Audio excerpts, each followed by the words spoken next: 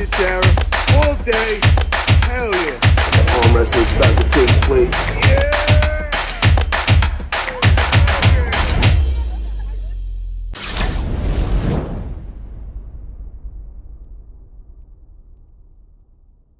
One that I really wanted to bring up about April 9th. This was like kind of disappointing. This was like, did you get to see it live when it was Tim Bresnan versus Matt Mask? Did you see all the controversy with the whole setup and just getting them two to go? Yeah, the fouls, like both of them were disappointed with the fouls. You know, like Leonard does an amazing job, but like my view on fouls, that if you elbow foul and you gain an advantage from it, foul it. If you elbow foul and it either doesn't change it or you end up in a worse position, just let it go. You know, that's where I am. It's not this pure thing, but it's like you've got purity, and you know we've got that in Zloty, right? I think super matches need to be have a slightly different lens to view through as a ref. I think tournaments, fine. Zloty, WAF, the other New England tournament's a massive one. You know, fine, keep those strict. We're all good with that. The other rule is like, yeah, the pullers need to be more, you know, aware of their elbows and everything like that. And you're like, yeah, that's coming down from your ivory tower. Like, you got a big match like that, you're full of adrenaline, you're trying to get aggressive and doing your thing. If you're making micro fouls, yeah, I just think it's poor viewing. You know, they've got to have that good viewing and purity. They've got to find that balance point. I think that match was out, and I think both athletes would have liked to have seen a little bit more lenience in the fouls, big time. And I just want to state, when we bring this up, we are in no circumstance blaming any Leonard or Sean Hancock at all, because you know this is the system that they set up for their organization. You know what I mean? Yeah. So they did what they were supposed to. Everything they advertised, they did as being a very strict setup, and totally. And they're amazing refs. Yes, amazing refs. I just want to state that, and I don't want it like that we're picking on them at all, because that is not what this is intended on. But what I do want to state, and I do want to get out there, is I really truly believe, as a community, as us being all on the same team here, we gotta kind of, exactly what Lachlan just said, we gotta find that balance, because what we're ultimately trying to do is we're trying to get new people that aren't arm wrestlers now to start watching arm wrestling and to get into our sport.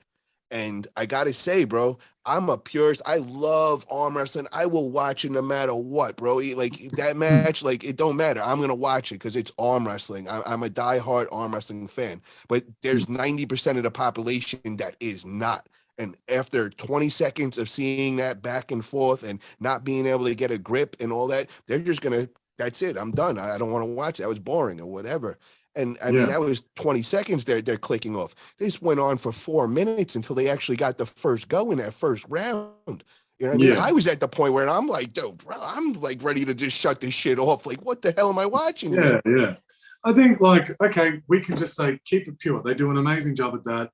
Like, I've had Leonard ref me at Zloty, and I was like, thank God I've got Leonard, because I had some other dickhead who had his period or something on the day and was just being real narky. But I got, Zill managed to give me Leonard, and I was so thankful to have Leonard. Not a single argument that you could ever argue with Leonard, right? Same with Sean, awesome ref.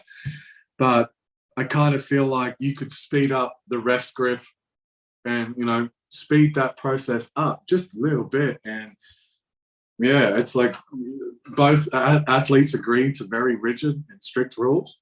So cool. Can't blame the refs whatsoever, but yeah, we kind of need to kind of speed things up. Like, I don't really like watching arm wrestling unless it's being edited, to be honest. Like, yeah. After doing the editing on that, I mean, I think you edit like 15 minutes of that, you know, the dead time and all that. So I mean, that made a huge difference. Yeah. But the other thing that I wanted to know, since we're on that topic, is there was another big controversy in over the last week or two, and it was with the Devon Larratt versus Levan match at King of Table 4. So as we all know, they signed a contract months back and all, and but when they signed the contract, the rules were different for King of Table. So, after 30 seconds, if you didn't find that grip, if you guys didn't come to your own grip, it would go to an automatic strap. Well, in King of Table 3, they changed that rule and they got rid of the automatic strap. So now, if you don't find your grip, it's going to go into a ref's grip. So that just threw a monkey wrench into their match, because now Devon is saying, well, when we signed, that auto strap was supposed to be in tail. Well, Levan is saying, now we're going to negotiate now. I don't want the auto strap. You got to bring it to a slip and all that. So where do you fall on that, brother? Who do you think's right and wrong with that? So it's difficult with the contracts, but when the forum got put out, I always say earn your straps.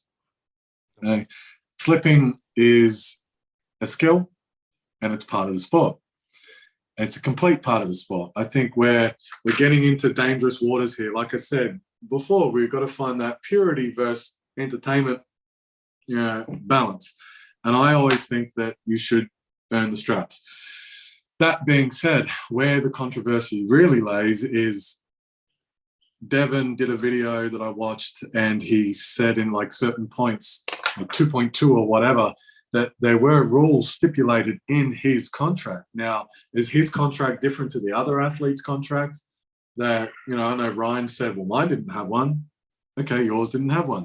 Maybe Devon had one in there. But it got a little bit shady when Devon was saying we made verbal agreements. And I'm like, well, that's a verbal agreement where between gentlemen, you honor that, but it's not contracted, So if you were really that much of a stickler, then I would suggest that you had that put in the contract in the first place.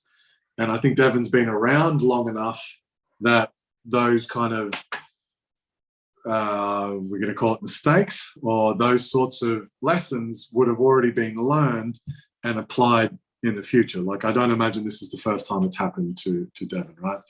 So, there's that side of it too. But they changed the rules of King of the Table 3 versus King of the Table 4. Like, I know that's really messed with Devon's training, because he was like, I'm going to the strap, so he's just training strap. He's not training for anything out of the hand. So I understand his frustration, because his whole plan has been fucked with, and that's affected his ability to win, I'd imagine.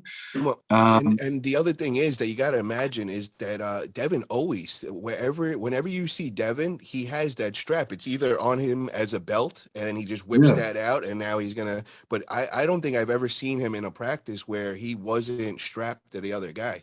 So I mean, that is the way of life with Devon.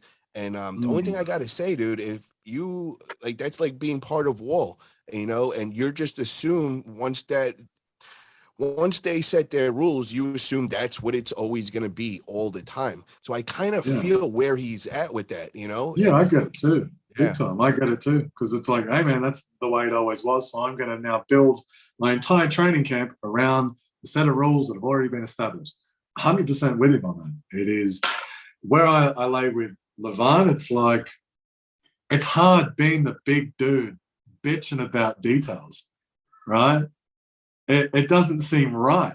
Like, you may like, Levan, what are you fucking worried about, right? But like, you have something to worry about in Devon. Like, if anything, it's a show of respect from Levan to Devon, that he's like, no. I'm not giving you all the advantage because I'll fucking lose.